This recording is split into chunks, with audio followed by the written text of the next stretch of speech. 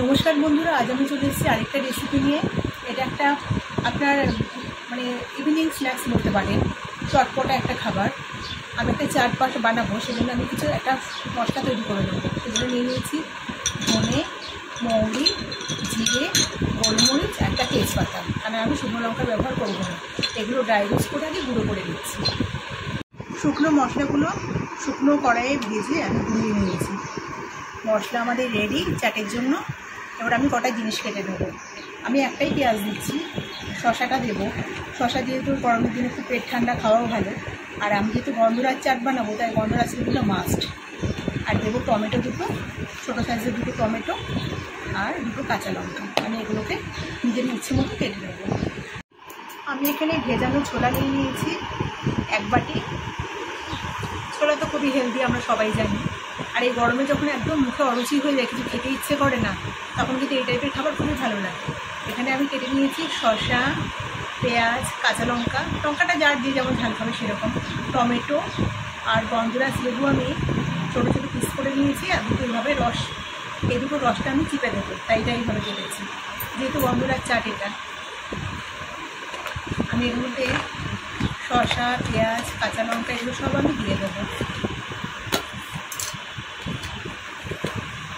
Tomato, এমনকি গন্ধরাজ লেবুগুলো, কেটে রাখা লেবুগুলো, একবার এইভাবে বানিয়ে খেয়ে দেখবেন, দুর্দান্ত লাগে খেতে। এবার আমি এর মধ্যে মশলা অ্যাড করবো। প্রথমে দিয়ে দেবো বিট লবণ। যে কোনো চাটটাতে না বিট লবণ দিলে খুবই ভালো লাগে। প্লেন লবণ দেবো সামান্য দেবো।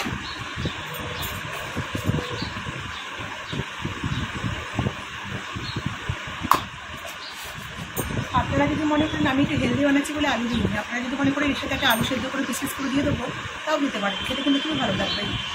আর যে মশলাটা আমি বানালাম, ধনে, জিরে, মৌরি, গোলমরিচ, তেজপাতা, সেই গুঁড়ো মশলাটা দারুণ গন্ধ দিয়েছি, এর মধ্যে আমি দিয়ে দেবো। একটু বেশি করেই দেবো, মশলাটা না দিলে কিন্তু ভালো লাগবে না, ফাটাফাটি গন্ধ দিয়েছে। আর দিয়ে দেবো গন্ধরাজ লেবুর রস।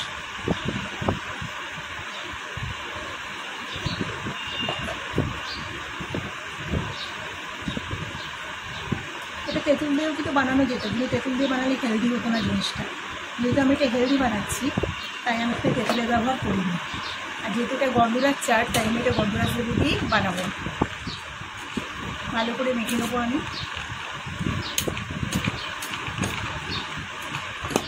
এটা ভালো করে মেখে নিয়েছি। আর যেহেতু এটা চাট, চটপটা খাবার, তাই আমি এখানে একটু চাট মশলা ছড়িয়ে দেবো, অল্প একটুখানি। আবার একটুখানি নেড়ে চেড়ে নেবো। ভীষণ হেলদি খাবার, পেট ভরা খাবার। এটা বাচ্চাদেরকে বানিয়ে দিলে কিন্তু বাচ্চারা খুশি মনে খেয়ে নেবে, বলবে না, বায়না করবে না রাস্তার খাবার খাওয়ার জন্য। আমি এইভাবে আমার বাচ্চাকে খাওয়াই, আপনারাও ট্রাই করবেন, খুবই ভালো লাগবে। রেসিপিটা কেমন লাগলো অবশ্যই কমেন্টে জানাবেন। আর রেসিপিটা ভালো লেগে থাকলে একটা লাইক দেবেন। আর যে সমস্ত নতুন বন্ধুরা চ্যানেলটাকে এখনও সাবস্ক্রাইব করেনি, তারা অবশ্যই চ্যানেলটাকে সাবস্ক্রাইব করবেন।